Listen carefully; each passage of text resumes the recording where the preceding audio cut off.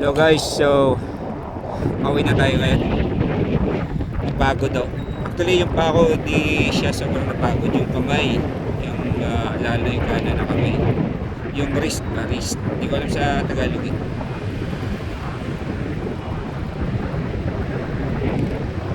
So, yan ito Manila City Hall. Malalang corruption dito nung nakaraan eh, yung kapanahonan ni Erap. Pero ngayon kay Isko, okay siya. Sana si Isko na lagi yung mayor ng Manila. Naghangad kasi ng naghangad siya ng pinakamataas na posisyon eh. Dapat na senador muna. Pero deserve niya yung mayor. Salute ako sa kanya.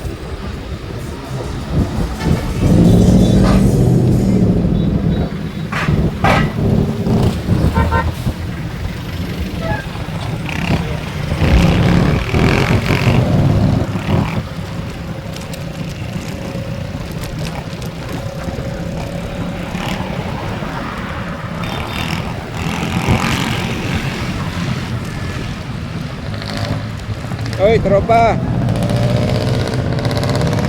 Tropa ko yung eh.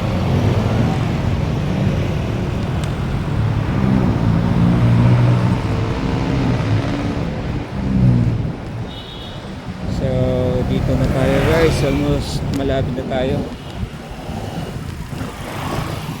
Ito naman, pumunta sa Manila.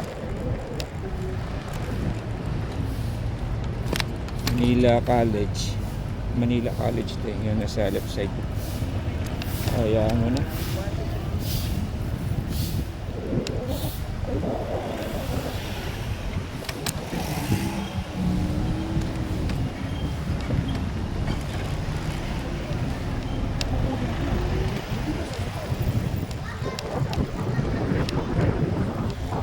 Muro na lang tayo LRT, binabaybay lagi yung LRT.